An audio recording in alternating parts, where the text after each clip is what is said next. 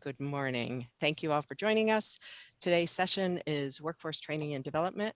It's the third session in our 6-part HR planning series. I'm Carol Miller, the Executive Director at AMT, and I'll be today's moderator. This webinar will be recorded, and a link to the webinar will be available on our website at amt-meb.org. Also, you'll be receiving an email with the link as well as an evaluation. If you could please do the evaluation, that would be fabulous. We're always looking for ways to improve our delivery. If you have any questions at any time, please feel free to unmute yourself and type in your question in the chat, whichever you'd prefer. Our presenter today is Wayne Smith from AMT. Wayne is a principal consultant in AMT. Still trying to lose that ampersand. Wayne joined us in the summer last year and has been a much needed addition. Having Wayne on board has allowed us to help resolving some of the workforce issues and make that a priority. Wayne has extensive experience in business and expertise in human resources and is setting up a number of successful training programs at AMT. I think you've all heard about AMT in the past, so I'll skip that today and I'll turn it over to Wayne. So Wayne, if you would. All right, welcome everyone. Can everyone hear me? Give me a thumbs up if you can hear me okay. All right, so if we have any audio issues, let me know. I am getting an error message on my screen that says the group cannot hear me. So hopefully that will not become a bigger issue. And then just one other housekeeping point. I do live close to a volunteer fire department. I am at home today. So if there is an emergency in the local community and that alarm starts going off, I will probably just mute myself and let that go by. Sometimes it takes 2 or 3 minutes, but we shouldn't lose too much time if that happens. So no concerns. I hope it's not a bomb warning, but in the world we live in, you never know.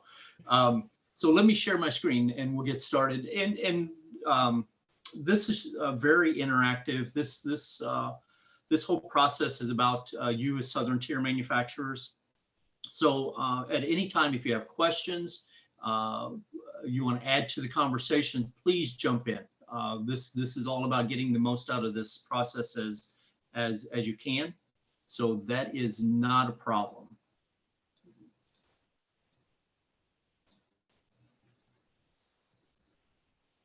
And Carol, let me know, give me a thumbs up when you can see my screen. All right, all right.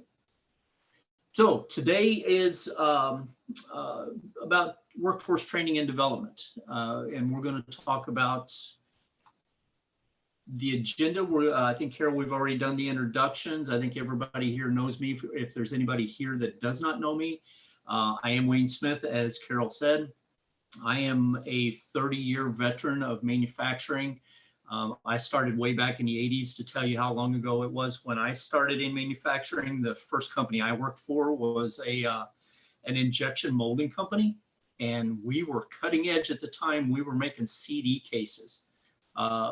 Jewel cases. So if you're old enough, you know what a CD is, then you'll be able to roughly figure out how old I am. And don't tell anybody if you're able to do that. Survey update.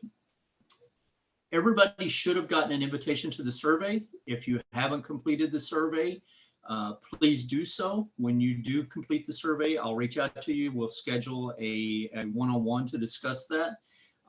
I have reached out to some of you and we've deferred to another time. I have had that meeting with some of you and it's been very enlightening for me.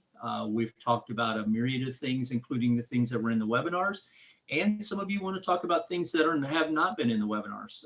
So if you have things that are outside the webinar content, feel free to bring that up and we will build that into the webinar content. Like I said, we want to make sure this has a lot of value for you. The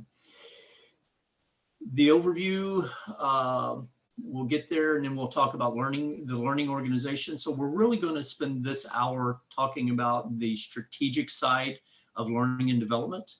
And we will make some, we'll give you some options around the tactical side of learning and development.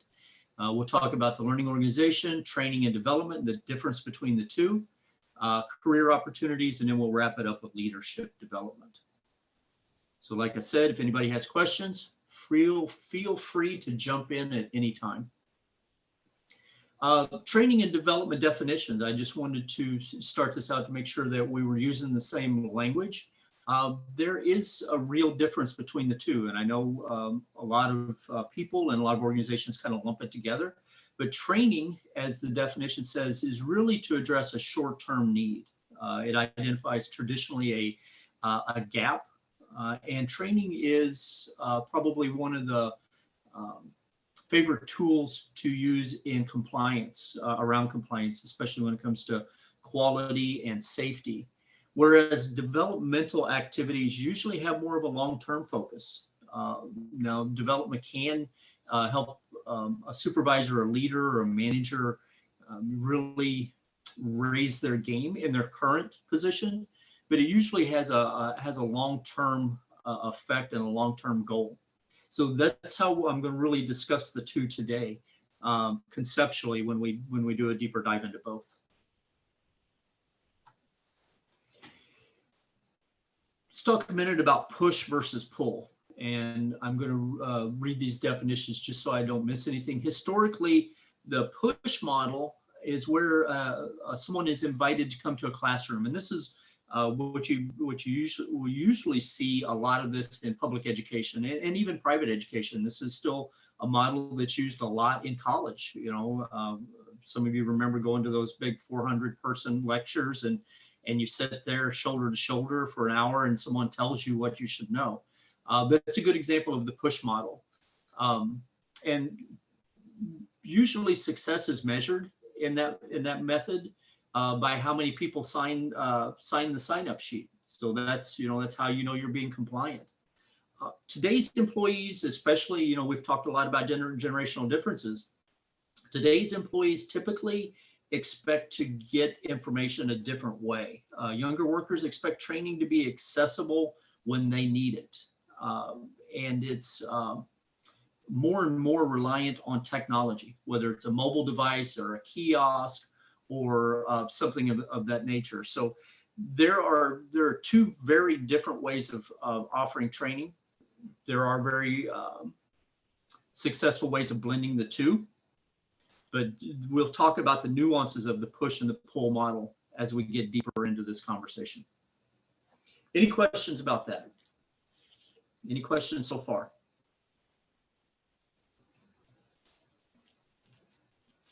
So let's talk about the adult learner for a few minutes.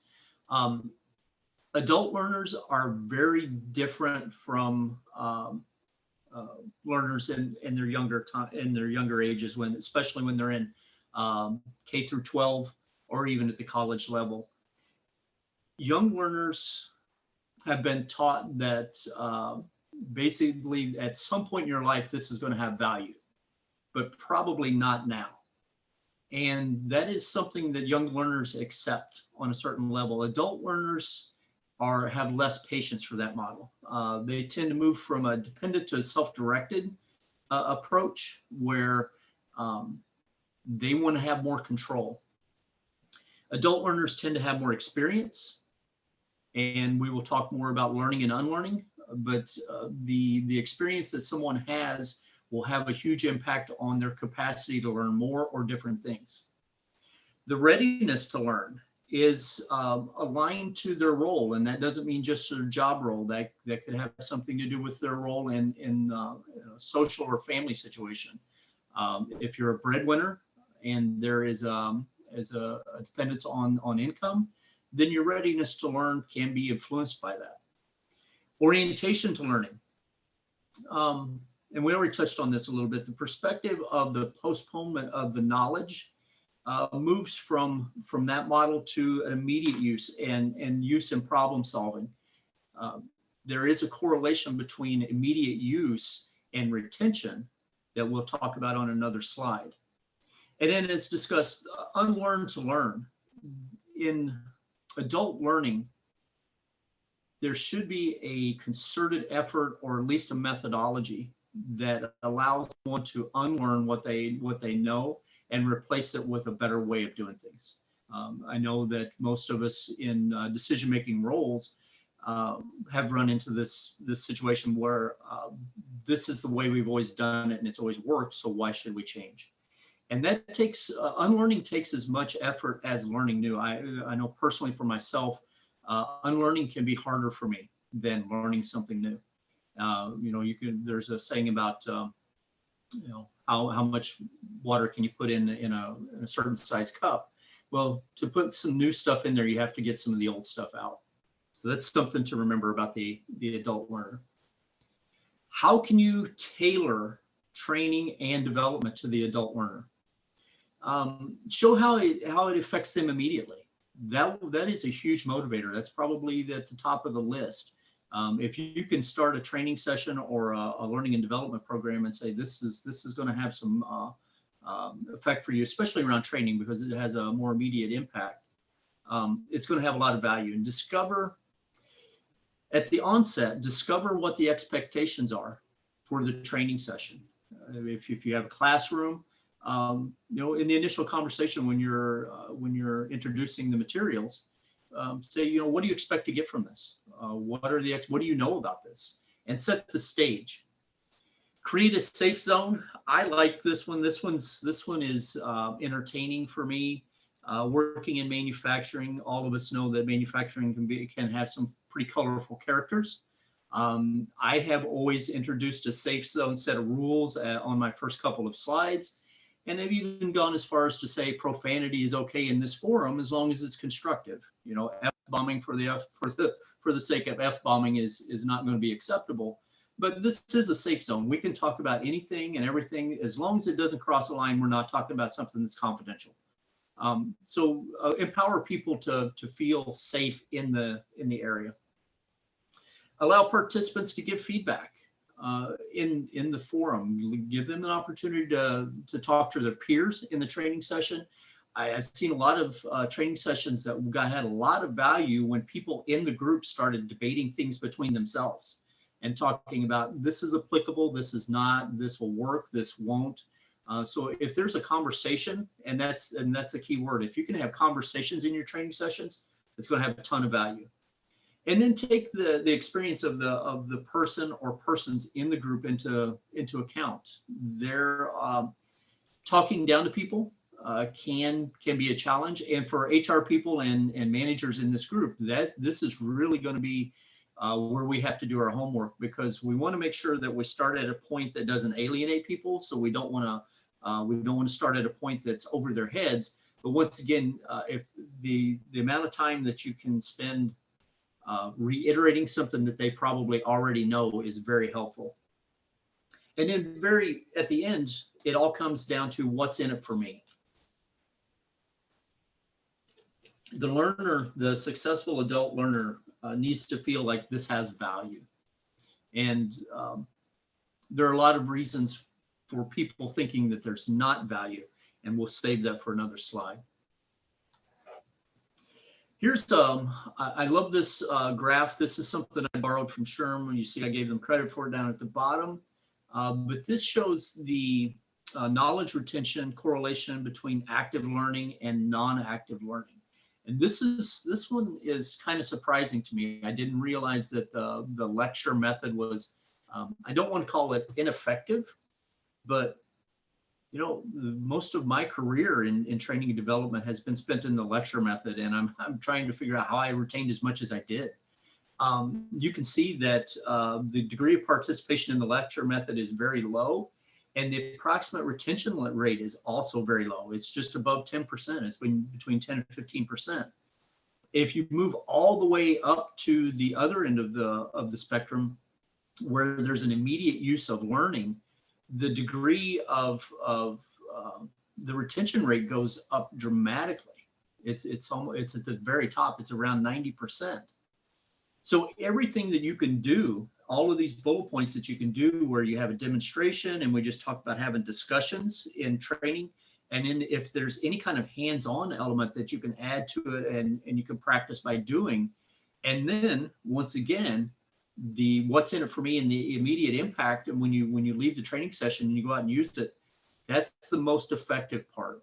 And so one of the ideal situations is you do a combination of these. You do have a lecture or a reading or a demonstration, but then you have some kind of hands-on part with a discussion, and then you do a hands-on. Uh, and it needs to be within a reasonable amount of time. There are some studies that show if you wait more than 10 days to do a hands-on, you lose a lot of that. So think about timing. And when you're putting together training and development programs, think about the timing between the content delivery and the content application. It's going to have a huge impact on the success of the program. Any questions about that part?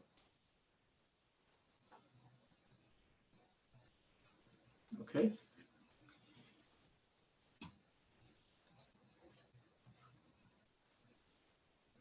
Learning and development obstacles. I'm sure that most of you in this webinar have run across these at some point or another.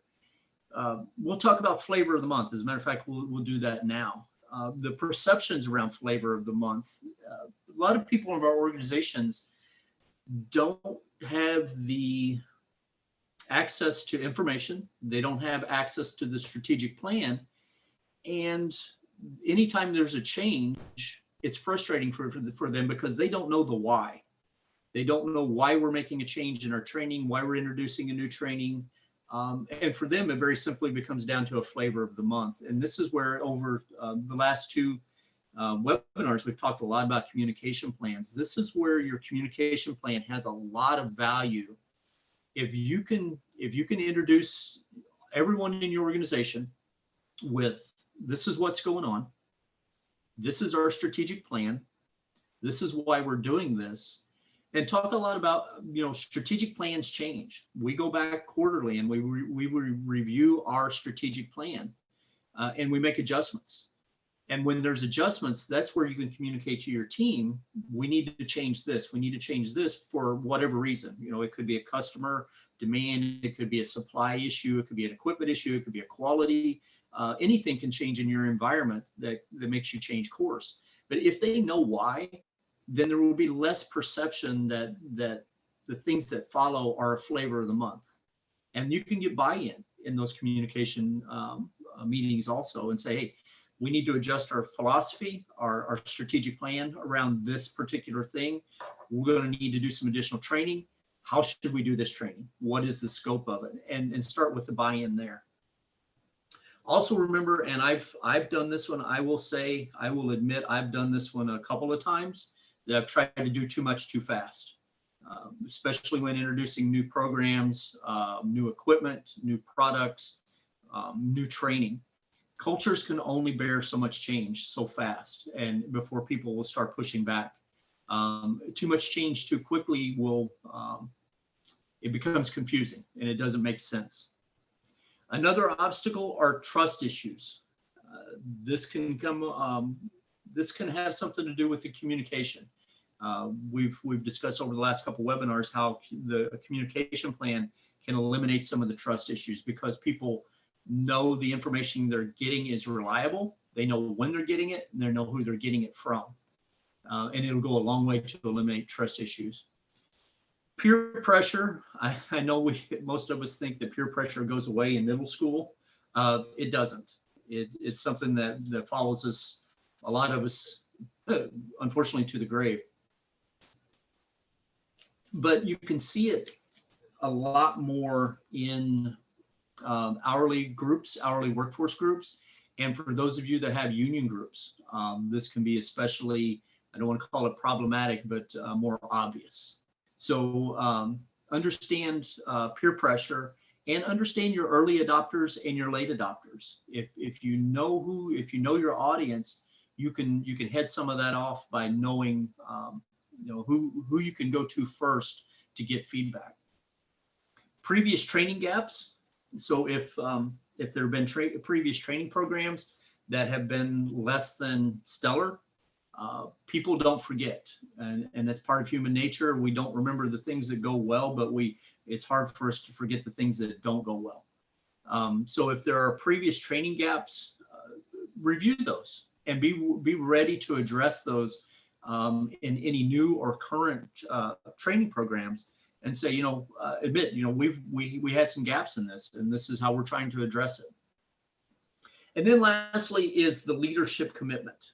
If this is a huge challenge, and this is HR people struggle balancing this, is how much do your leaders need to know and how involved do they need to be? Now, there is a saying, good leaders don't know how to do everything themselves. That's true to a point, but they should have a real good understanding of the expectations for the people that report to them. One thing that I've done over the decades as an HR manager or director or an HR business partner is, before I roll a training or a development program out to any part of the organization, anywhere from operators up to supervisors, I want to make sure the managers have gone through an abbreviated version of that training, just so they understand the language, the concepts. If you send your supervisors to a training program and they come back and they're using that language and they've adopted it and they're talking to their manager and their manager is not getting it and they're not adopting that same language or same philosophy or same concept, it's not going to go very far. It won't be long until the supervisor abandons that philosophy. So make sure that your leaders at least understand from a conceptual perspective. And I can, if anybody's interested in this, I do have some models where you just take a training and you abbreviate it and put it into a leadership formula for review. Any questions so far? Is anybody planning, so I guess a relevant question is anybody in the group planning to roll out a new training program anytime soon, before the end of this year? Yes. Yeah. Roland, what kind of training are you doing? Well, we're looking at just how we do all of our procedural production training and a cross-training plan on the floor. We have in the past kind of worked with Carol on developing training matrices, but then when it comes time to actually have a structured training and how we do it and how we not just say we've done the training, but confirm success and kind of whether people can do it and repeat it. So in some ways, I've hired someone in to be an assistant to me to help get up to speed and coordinate that training. But I think the program we use will need attention. Yep. Very good. Very good. So this is predominantly a floor level training that you're getting ready to implement? Predominantly, yeah. Yeah. And what are you doing? Do you have a model to include team leads, supervisors? Is that part of your development yet? Or are you still, have you gotten to that point yet? So in general, the team leads or floor supervisors will be lead trainers involved with it. So yeah, they have to be on board and they have to be the ones that are saying this person has successfully learned the skill. But it also needs to kind of cascade down to, they can't be the ones training everyone. So it's got to kind of cast down, and we're a small organization, so it'll just need to cascade through. Right. And you're hitting some, it's perfect timing for this conversation, because you're hitting a lot of the points that we're going to talk about in a few minutes as far as selecting trainers. That's huge. So we'll do a deeper dive on that in a second. Anybody else getting ready to working on implementation for any kind of training or development? Any leadership development in the queue for anyone? Yeah, here at Raymond Habby, we are implementing different trainings using the Alchemy program that we recently purchased. We utilize it for all of our SQF trainings, safety trainings, and we are actually going down the road of putting the trainings into PowerPoints and then having standard work. So we utilize Carol's format, AMT's format for standard work, and we are going to be moving that over to Alchemy. So when anybody comes in, new hires, they see that automatically when they start. That's awesome, Carrie. Can you explain for us that are not familiar what Alchemy, that is? So it's a computer-based training program. So we are certified by SQF, Safe Quality Food, because we're a food manufacturing plant, and it has a variety of different programs on it. You can utilize.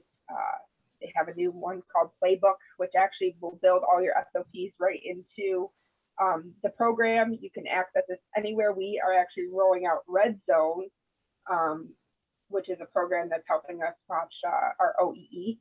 And we have iPads and you can access it right on there. The team leads can take over the training.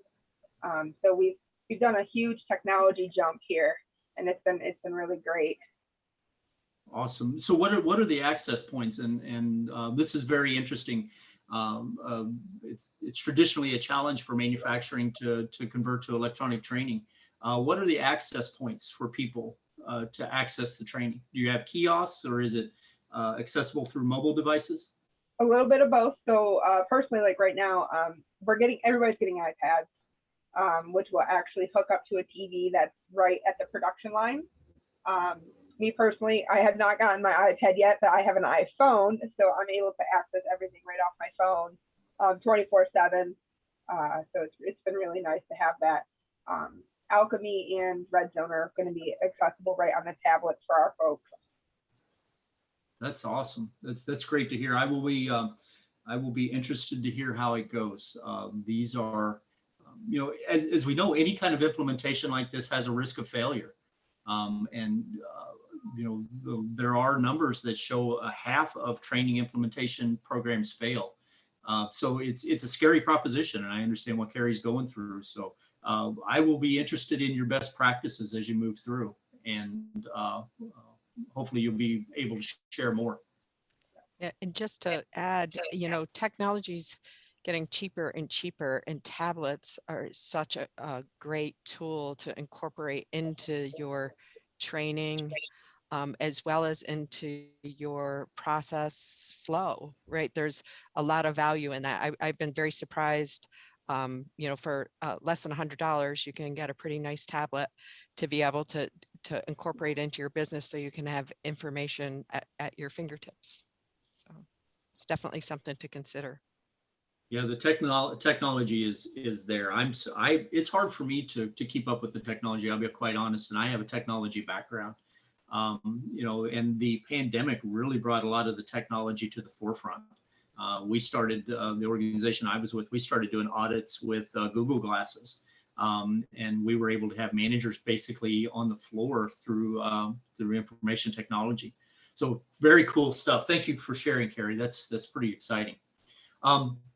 Anyone else implementing anything before the end of the year, or anything in your long-term plans?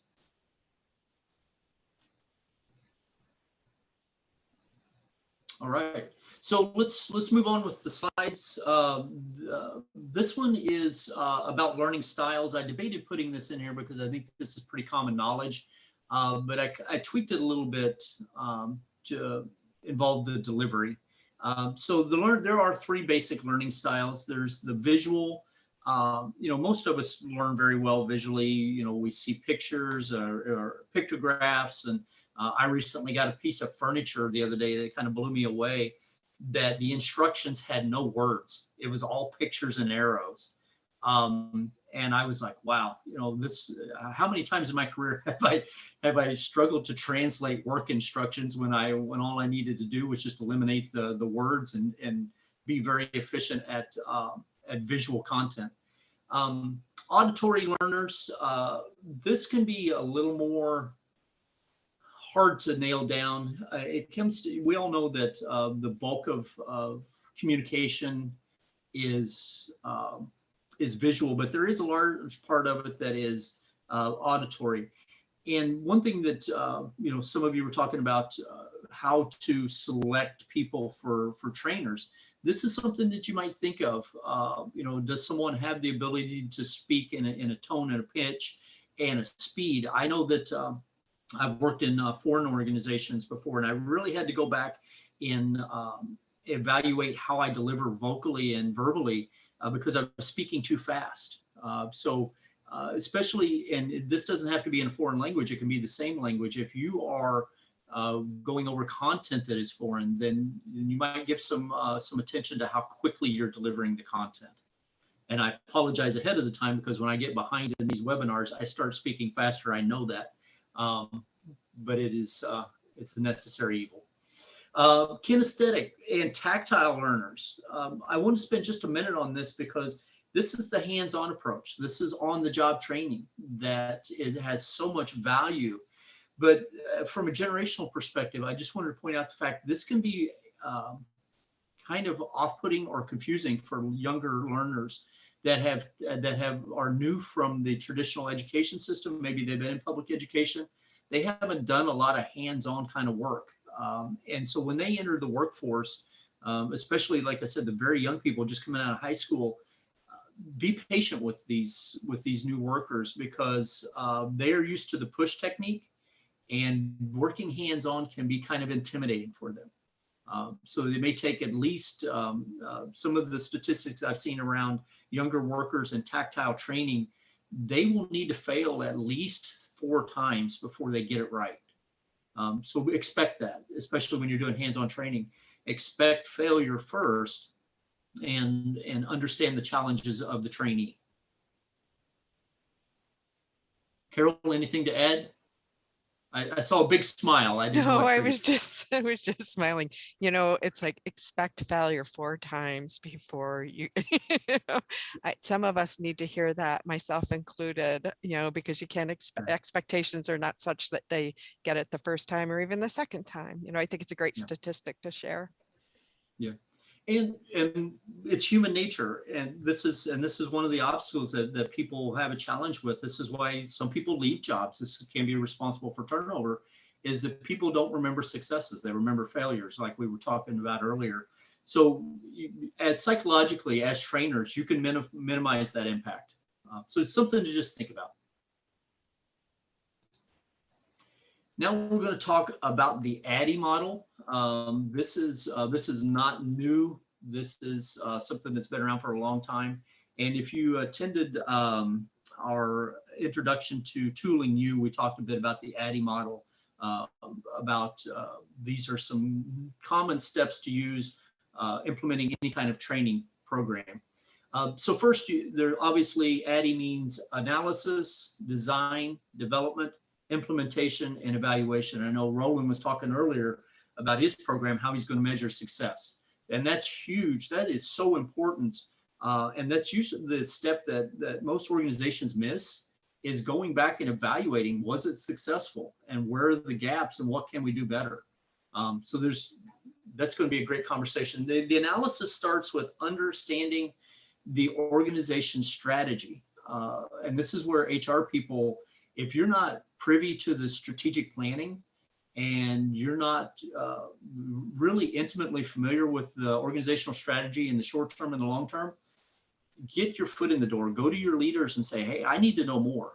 And this isn't only for HR, it's for all department managers and all supervisors. They need to understand the short and long-term goals. You need to have a good understanding about gaps. And this is redundant, I have it in there twice, but there needs to be at least, you have to be comfortable with where we are now and where we need to be. And you need to be able to measure that. If you can't measure it, you can't manage it. Make sure your content is based on fact. Guessing doesn't work. Some people get lucky and guess correctly.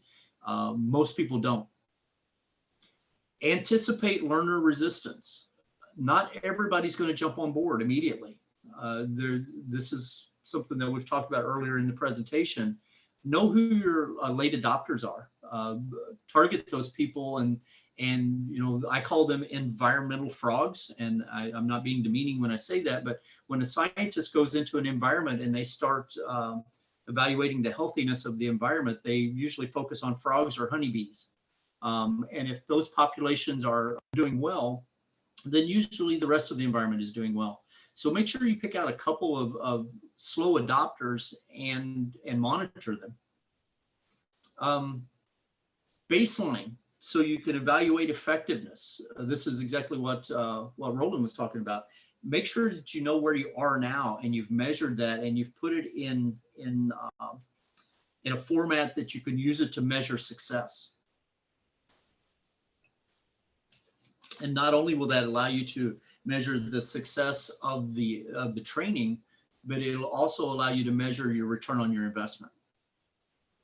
And then obviously understand how many resources and logistic problems or issues or assets that you have.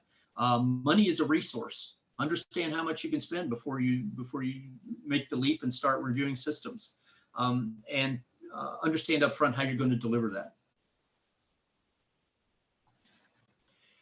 Design, there are a lot of options around design, and we've touched on a lot of them already. The design with training and development can be self-directed.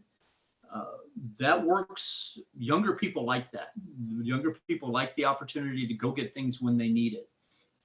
Instructor-led, as we've discussed, is a more traditional approach, but it still has value, especially if your instructor is a subject matter expert.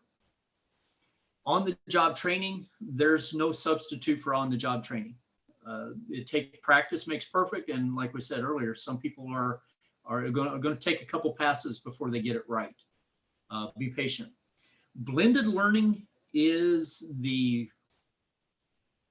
hot method right now. Most of your new training programs, even at the collegiate level and the vocational level, are going to be some kind of blended learning where there's going to be some kind of self-directed access to materials. It's usually going to be 1 hour or less of video instruction. And then there's going to be an instructor-led component on top of that to reiterate site-specific examples. And that is that's something that most of us need to think about a little bit, because a lot of the off-the-shelf training doesn't include the site-specific examples. It's going to really give this value, and it's going to give you immediate applicability and reinforce the training and really increase the retention. And then one thing to think about in your design of your training program, think about the transfer of knowledge. Most organizations in the US right now, or probably around the world, are struggling with the gray tsunami that's coming. And if you're not familiar with that phrase, it means there's a lot of people retiring soon. There are most facilities like yours are going to have somebody that's been there since, maybe the late 70s or maybe the early 70s. There are people that have a lot of knowledge, a lot of information under their belt. How do you get that information into your learning and your development systems? There are some great off-the-shelf programs out there. I recently put together a transfer of knowledge system that was actually an online system where people could go and they could access workflows and data. And we really worked with some of our more senior people to get all of that information in there, because when those people leave, there is no way to replace that experience and that knowledge. And that goes for all levels of the organization. That goes from your floor to your supervisors, to your managers, to your executive team. Have a method for capturing knowledge. Any questions about anything on that slide so far?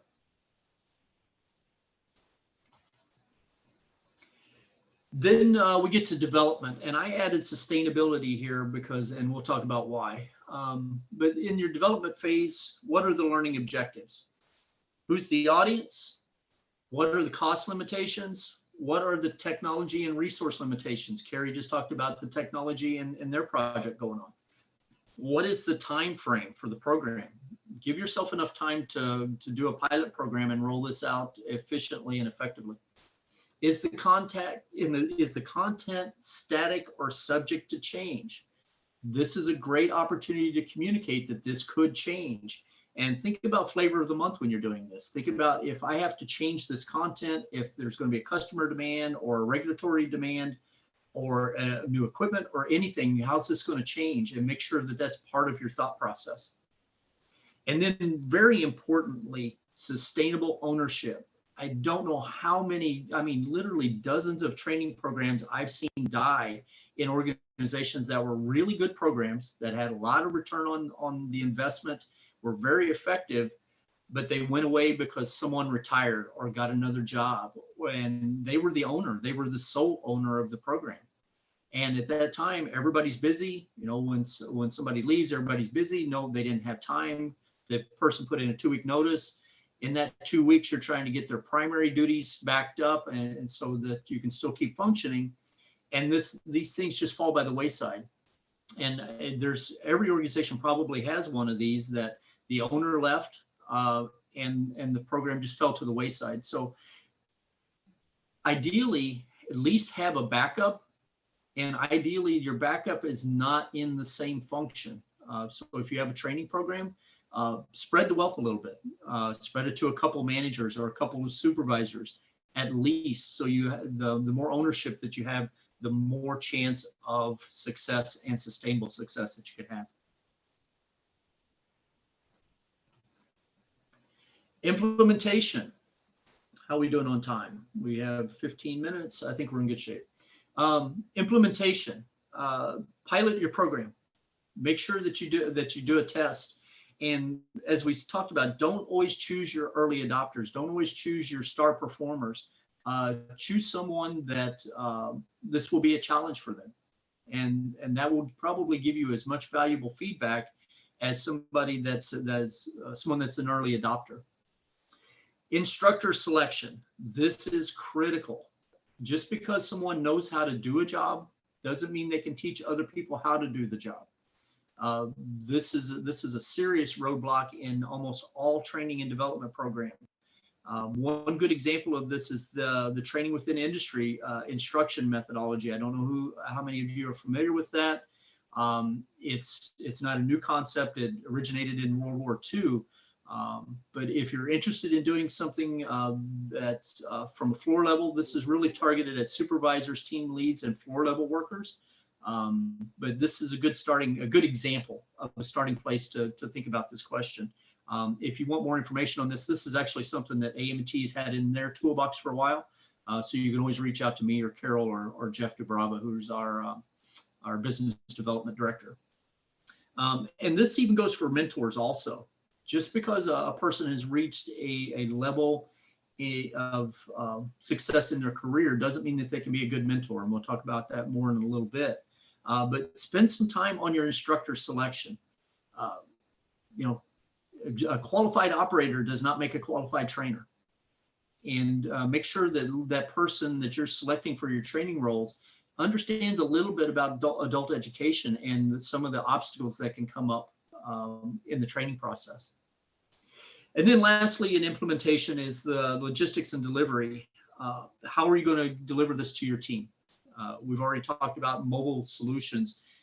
They are wonderful. As Carol was talking, you can get a $100 tablet. Now, I would encourage you to spend another $30 or $40 and get an OtterBox, because these things, I know from experience, drop from 3 feet. These tablets will go from one piece to multiple pieces, and I don't have the skill set to put them back together. So protect it. I do know that some organizations, some environments allow people to take these devices out on the floor. Now, that depends on your quality program and that kind of thing. But there are programs that have maintenance people walking around with tablets and safety people walking around with tablets, so they have access to manuals and things like that. They don't have to go back to the shop to get things. It really saves time when it comes to unplanned downtime around equipment. If your maintenance people have electronic access to manuals for equipment, how-tos, and things like that, really saves a lot of time. So it's something to think about. Any questions about the implementation phase? Learning management systems or webinars. If you'd like to see an example of a learning management system, AMT actually has a pretty decent one called Tooling You that you can go to our website and look at it. It'd be a good place to learn about learning management systems if you're not already familiar.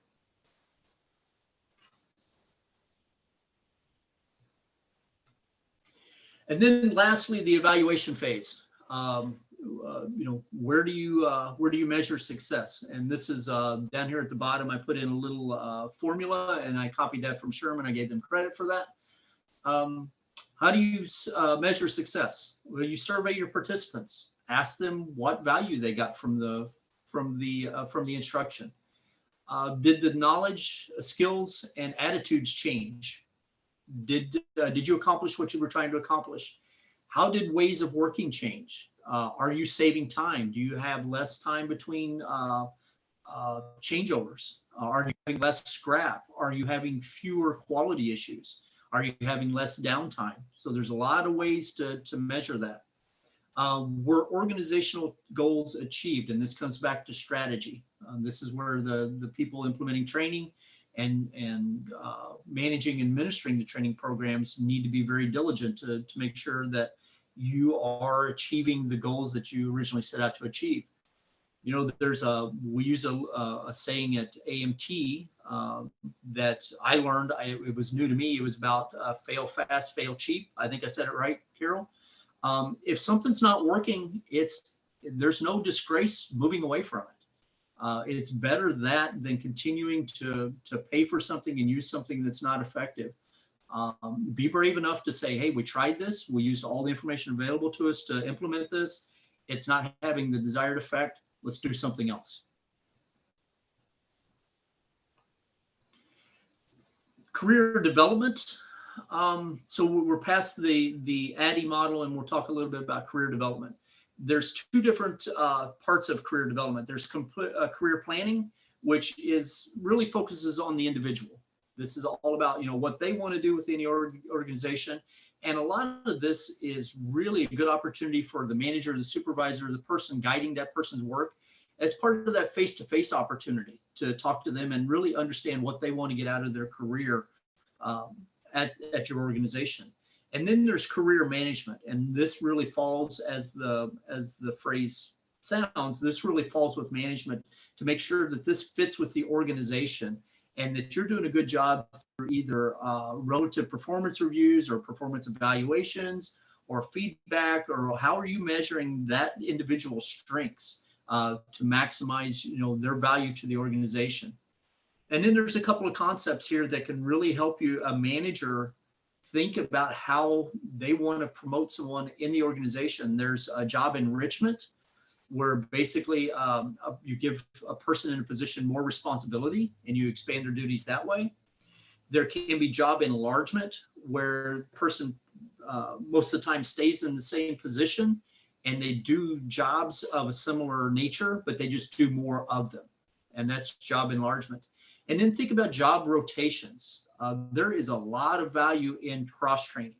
The most successful organizations have people cross-trained to the point that if something happens, planned or unplanned, there are fewer gaps and fewer slowdowns. There is a lot of value in having supervisors that have spent some time in quality.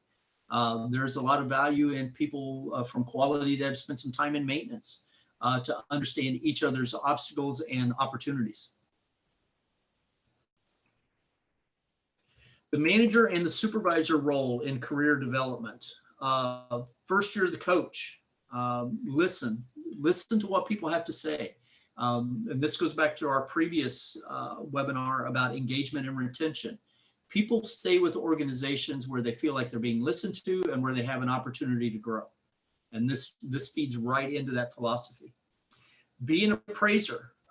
Give them feedback, but be good at giving feedback, and not only good feedback. People need negative feedback, but they need it in a constructive way. So be skilled. If you're a supervisor or a manager, work on your skills, your communication skills, on how to even give negative feedback, and don't give negative feedback without an opportunity to do better. You know, have a very well-defined way that this was a missed opportunity.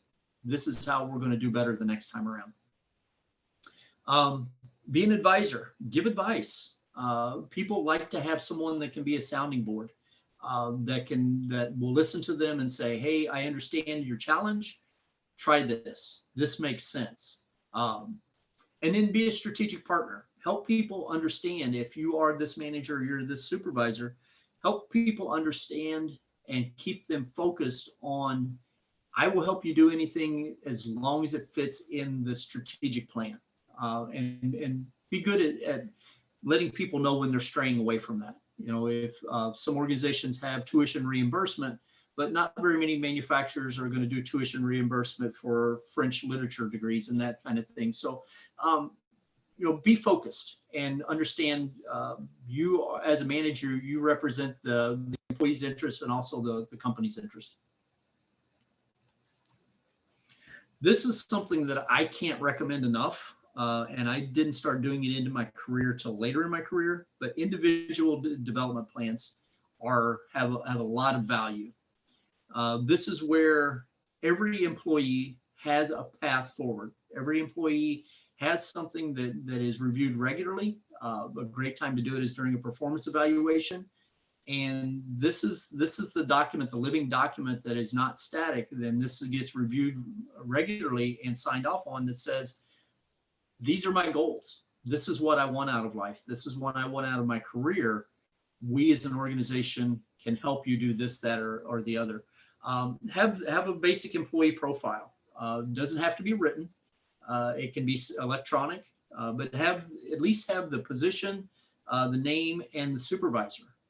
Talk to the person about their goals, and talk about their position and timeframes and their short and long-term goals. Is there a 1-year plan? Is there a 5-year plan? For those of you that do succession planning, you know that you typically have in your succession plan, you have emergency options, you have 1-year options, and then you have 3-year options, and then you have options longer than that.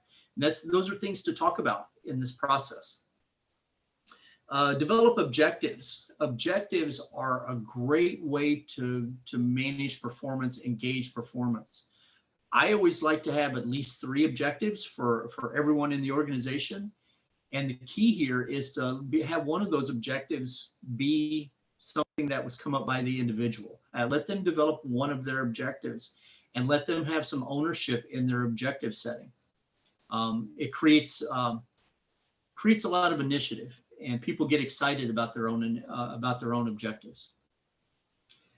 Learning and development interventions. This falls a lot on HR. I will ask the HR people in the room to be super supportive around this point with your managers and supervisors. Don't send them into these conversations with individuals unarmed. Have a very organized way that the manager or supervisor has options available to them right in front of them, and maybe even some best fits. I like sitting down with the manager or supervisor before they sit down with the individual to talk about their individual development plan and say, hey, what's the best fits for this person? What do you think out of this long smorgasbord of opportunities and trainings that we have available? What is going to be a good opportunity for this person? So send your, do your managers and your supervisors a favor and prepare them for this conversation. It will go a lot smoother. They will get a lot more out of it, and the individual will get a lot more out of it. Outcomes, how do you measure success? Once again, it's going to be, it's going to be critical that you measure success. And then acknowledgement, simply have people sign off on it. We have just a couple minutes to go. I think I can get these last slides in very quickly. I will start talking faster. I apologize. But here are some statistics. 1/3 of Fortune 500 CEOs last fewer than 3 years. Failure rates among executives is between 30 and 75%. Over half of first-time senior managers stumble, some never recover. And I put a little parentheses here around 360s. If you use 360s in your organization for managers, be careful. Some people are not prepared for the feedback that they get in 360s. So be very diligent. I have seen this end careers for managers. They got feedback they just couldn't handle. They didn't know how to deal with it. And then only 3% of executives think their company develops people well. That's a very low number, and that should be alarming. Leadership development, there is the 70-20-10 rule. Challenging assignments should be around 70%. Developing relationships should be around 20%, and coursework and training should be about 10%. Now, when we're talking about the 70-20-10 rule, this is for leadership. These are for managers. This is for executive level people. The next slide, why leaders fail: inability to learn from mistakes, lack of openness to new ideas, misplaced initiative. Remember, activity does not equal achievement. Some leaders get backed into a corner and they say, nothing's working, we have to try something. That's not always the best answer. Reliance on past practice, When I worked at GE, Jack Welch used to tell our leaders, if you're doing things today the same way you were doing them 3 years ago, you need to move to another organization. So think about how industry changes and how much you're changing to accommodate that. And then some leaders fail because they try to eliminate, or they hold grudges, or they push back on people who don't agree with them 100%. Leaders need to be comfortable hearing perspectives that don't agree with their own. And then finally, one of my favorite sayings, leaders who don't listen soon find themselves surrounded by those with nothing to say. And I've seen this happen a lot of times. People get tired of talking. If they feel like they're not being heard, they stop talking. And then lastly, leadership development methodology. Challenging assignments need to be a big part of that 70. But don't send them out to a challenging assignment without the skills to manage it. Make sure they understand risk management and they've been trained properly. Hardship testing is a big part of becoming a successful leader. There are studies that show most leaders had a point in their career where they had a really tough time and they were looking at the possibility of failure. And this hardship testing really helped them develop their leadership skills. So make sure that your leadership training and your development opportunities have the possibility for failure. Now you don't want to send somebody to a gunfight without a gun, but once again, make sure there's an opportunity for them to at least feel the heat. Mentoring is very valuable, but like we were talking about training, make sure a mentor is a good mentor. Not all managers make good mentors. Not all executives make good mentors. One way to develop a mentoring program is allow people to pick their own mentor. Now, this shouldn't be someone in their department that they work with very closely, but typically if they pick someone, they have some kind of relationship with that person already. And then finally, don't forget about supervisors. I can't say it enough. Supervisors, in my opinion, are the most neglected group of people in your organization. Get them up to speed. They have skills and abilities that most of the time go unlocked. And if you want to see a great introductory leadership program, once again, go out to the AMT site and look at the Tooling You leadership program. It's a really good beginning point for supervisors and people that are new in their positions. I can't recommend it enough to get those supervisors the skills they need to start being successful. So here's the agenda. Hope we hit everything pretty well. We rushed through leadership development, which I knew we would. Any questions on any of the things that we covered today? Just yes. On the development thing, where we talk about individual development conversations with everyone every year, isn't that just an opportunity to discourage a lot of people year over year over year? And the reason I say that is, in a 35-person organization, if 15 people say they want my job, 15 people don't have a development path to have my job. And of the 15 people, maybe 14 of them don't have the skill set to do my job. So to say that they should have input in it, I mean, and I do have those conversations. We do talk about where people want to go. But what I find is a lot of people have very unrealistic expectations of what their ability or capability is. And I'm not saying that to be an ass. And I'm also not swearing for effectiveness. I'm saying it because it was used very effectively, Roland. So we'll give you points for that. And in your faith, that's one of the biggest challenges. That is absolutely a challenge, especially if you have a small organization or a flat organization. Not everyone is going to meet their goals, and you're not going to be able to meet everyone, but at least you're having the conversation. And one of the things that I've used a lot in those opportunities was cross-functional training. So I've always tried to move people from production to maybe get a little time in quality. And move people around. So you do have to be creative, especially in a smaller or a flatter organization. I was recently in a really flat organization where we only had 3 levels, and we had R&D and scientists and people like that were kind of in that rut, like you were talking about, because, hey, I have a master's degree or a doctorate. I want to get into management. So we work with our corporate group and just to see how much lateral training we could do with these people. But yeah, that's something we can look at with you. I understand the challenge. It's a challenge for a lot of organization is to have enough opportunities to keep people interested. So I agree with you. It can be a negative. It definitely can. And that's where, you know, a plan B would be effective is how do you keep people engaged when they feel like there's no path forward, especially since, you know, I want Roland's job and he's not going anywhere. And, you know, you know, and please don't take this the wrong way, but I've been in organizations where people joked to get a promotion around here, someone would have to drop a bomb on the building. So, you know, it is not an unusual situation.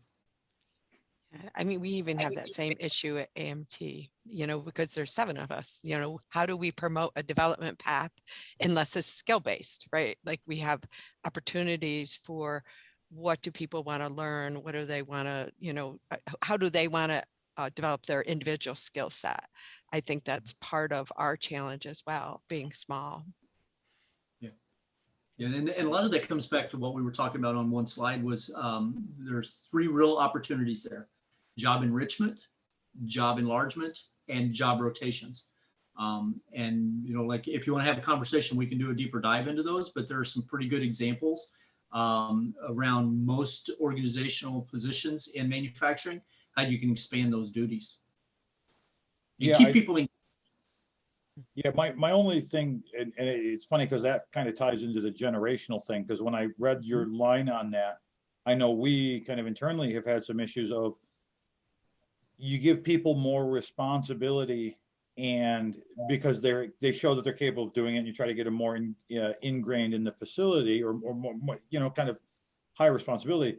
But if it isn't couched as a promotion or a pay raise associated with it, I think, and again, it's just my generalities, but I think there's kind of a generation that says your goal is to be more important for your organization because that's job security and that's how pay comes from. And then I think there's a next generation that says if they want me to do an ounce more, they better be paying me, you know, that ounce more. Yeah. So I think that there's just a lot of, I think there's a lot of intertwined that is, I'm not saying we should ignore it. I guess I'm just saying it is, I wish there were more straightforward answers.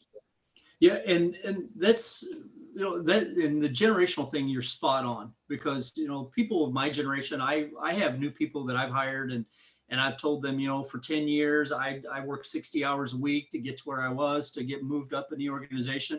And they just look at me and say, well, you're pretty stupid, aren't you?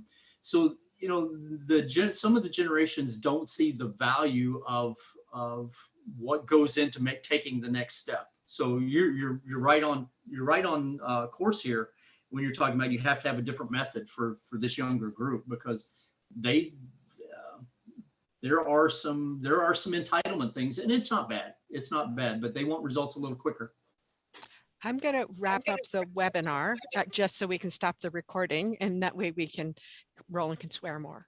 So, with that, I'll just thank you all for attending the session, and thank you so much, Wayne. This was a really, you know, the sessions have just been great, and I think there's been a lot to digest, and I'd like to continue the conversation, you know, after we're done, if anybody would like to stay.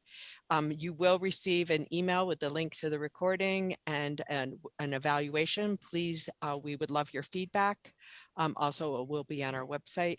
And we hope to see you at the 4th session, which will be on compensation and benefits, which I think is really going to be a great discussion as well as a presentation. And thank you again for joining us today. And with that, be safe. And I will stop the recording. Thank you.